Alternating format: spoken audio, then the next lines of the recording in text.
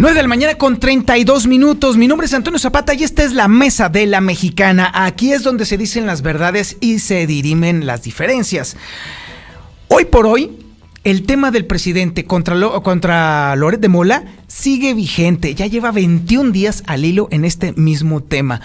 Un trágico manejo de crisis comunicacional, definitivamente. Pero más allá de eso, ayer sucedió algo que precisamente por esta cacofonía del pleito no se entendió de forma suficiente.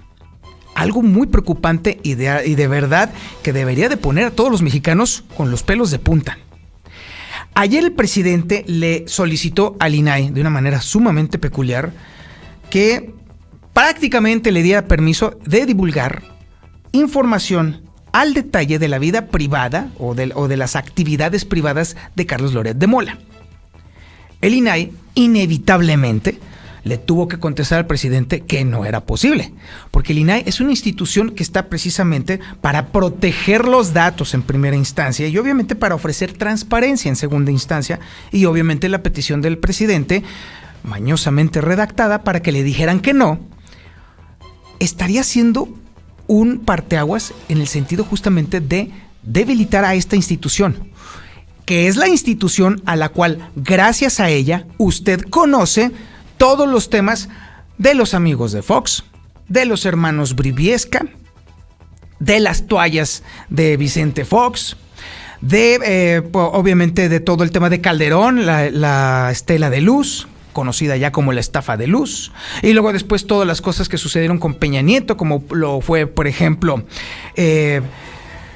la Casa Blanca famosa, Ayotzinapa, y otros tantos sucesos que investigaron los reporteros precisamente porque existe el mecanismo de transparencia que está respaldado por el INAI.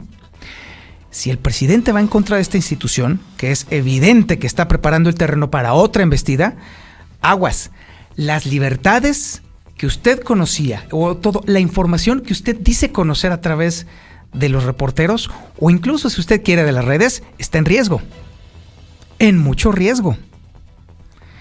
Pero para eso tenemos aquí a los expertos y le quiero dar las gracias a Rubén Díaz, experto en transparencia y ex consejero del ITEA.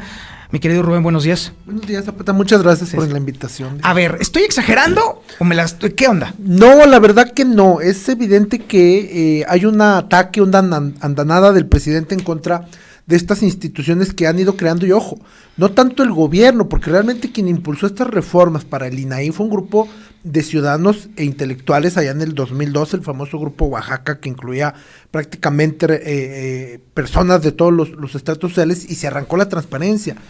Entonces, es un tema que no le gusta al poder, sobre todo al poder ejecutivo, que es el que maneja el 80% de los recursos de este país. Entonces, sin lugar a duda, hay un ataque porque es evidente, él lo sabe, que no podía pedirle eso de que el INAI transparentara algo que es privado, porque eso no hace el INAI. Al contrario, el INAI tendría que proteger los datos privados. Los datos privados que el presidente ya ha dicho y claro y concreto violentó flagrantemente y cometió toda clase de violaciones jurídicas por la información que, según dijo luego, le habían llegado de forma anónima, aunque es evidente que lo sacó del SAT, ¿no? Y esto es preocupante. Hoy veía una caricatura, creo, de Kempch, el SAT como un arma del presidente disparando hacia diestra y siniestra, porque a final de cuentas se vuelven objeto todos estos enemigos, ¿no? Los empresarios de las energías, los reporteros, los periodistas, etcétera. Es sumamente preocupante y yo creo que por eso levantó tanta furia o tanta discusión en el Twitter, ¿no? Es el tema de la semana, como lo decías. Hay un tema muy interesante. Luego, después a la gente parece ser que se le olvida justamente la razón por la cual se conocen todas las trapacerías de los gobiernos anteriores. O sea, efectivamente, los reporteros usualmente son los que hacen esta investigación, pero si no existiera una institución que garantiza el acceso a la información, nada sabríamos. Sí, bueno, eso es otra herramienta que utiliza el presidente. Dice, de ahora que existe el INAI hay más corrupción. No, siempre la ha habido. El tema es que ahora que se exige la transparencia, pues se entrega la corrupción. Entonces es que el INAI no hace nada. Bueno, a ver, el diseño institucional del INAI es solo para que logre que se transparente la información. O sea, a final de cuentas, el INAI no tiene por qué sancionar o encontrar un acto de corrupción. Ya para eso tenemos la fiscalía, una fiscalía que, bueno, a final de cuentas está en manos del Ejecutivo, o sea, y entonces en realidad el problema del combate a la corrupción está en otro lado. Y es preocupante porque también lo escuchamos ayer atacar a otros organismos autónomos que han funcionado. O sea, ya la Comisión Federal de Competencia Económica, el Instituto Federal de Telecomunicaciones, que han permitido avanzar en torno a una serie de aspectos económicos, o el propio sistema anticorrupción del cual ya se escuchó, aunque no se ha visto, que quiere desaparecer a la Secretaría Ejecutiva. O sea, esta idea de regresar a los 70s que tanto le gusta al presidente, donde, por ejemplo, los poderes van y le besan la mano, como lo vimos con los senadores de Morena, ¿no? Yo me imaginaba estar en los 80s cuando nacionalizan la banca y lo primero que hacen los ministros de la corte es ir a decirle al presidente, lo felicitamos por su nacionalización, cuando ellos iban a dirimir el conflicto. Y ahora que esto puede terminar en una ley, en una serie de reformas legislativas que va a mandar el presidente, pues el poder que se va a encargar de trabajar estas leyes le dice que cerramos filas con usted, cual si estuvieran levantando el saludo hitleriano, ¿no? De Andrés Manuel. Es inconcebible esto. ¿Estás viendo la Alemania del 39 en todo esto? Mutatis mutandis, o sea, no vamos a llegar a eso porque al final de cuentas tenemos contrapesos que hemos ido creando la sociedad, ¿no? O sea, el Senado, por suerte, no por suerte, porque la hemos diseñado desde los 70s, se integra también por plurinominales y otros partidos que obviamente pueden hacer un contrapeso para evitar estas mayorías absolutas. Y ese es otro tema, ¿no? Porque sigue por ahí volando la idea que quería el presidente de desaparecer a los pluris. Oye, sin pluris, ahorita con el Senado podrían hacer lo que quisieran, y esto sería terrible. A ver, vamos a pensar en un futuro distópico. Vamos a pensar, Rubén, que el presidente triunfara y lograra que estas instituciones que están bajo su ataque efectivamente desaparecieran.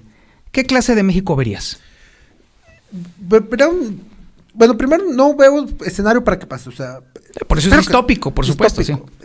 Pues obviamente regresaríamos a estos 80, donde el presidente encarna la patria y encarna al pueblo, cuando somos ya una democracia donde se entiende que las mayorías no mandan, somos muchos, y si hoy somos un 40% de gente que no estamos totalmente de acuerdo con las políticas públicas, pues hay que respetar ese 40%. Obviamente regresaríamos a una idea donde no habría transparencia, se ejecutarían los recursos como quieren, y esto provocaría, por supuesto, que no existiera una adecuada planeación, sobre todo, y una revisión. O sea, a final de cuentas, el tema medular de los mecanismos que hemos ido creando es que al final de un sexenio, al final de un año, podamos ver lo que han hecho, si se ha logrado abatir nuestro verdadero problema, que es la pobreza, ¿no?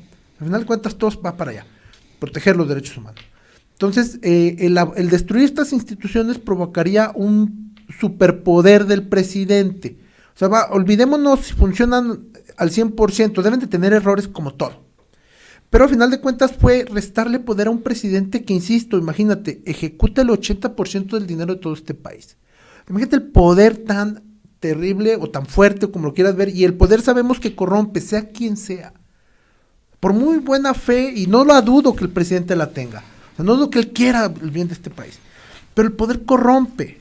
Pero además, él no ejecuta solo, o sea, tiene abajo un conjunto de personas, y no todas son, no porque él tenga esta idea de la calidad moral, vamos a suponer que la tiene, no por ello los demás lo van a hacer. Por eso estos mecanismos tan complejos, si es verdad, también eso es cierto, todo lo que hemos creado del INAI, del Sistema Anticorrupción, son mecanismos que van haciendo complejo el cómo se gobierna. ¿Sí? Por ejemplo, ahora, si gastas, pues tienes que subir la factura, tienes que subir la comprobación, tienes que subir la transparencia. Entonces, es lo que pide la gente, además. Claro, pero, por ejemplo, para terminar un Tren Maya, tiene que gastar rápido, y a lo mejor sin licitación, y a lo mejor tumbar árboles previo a... Y eso es difícil luego documentarlo.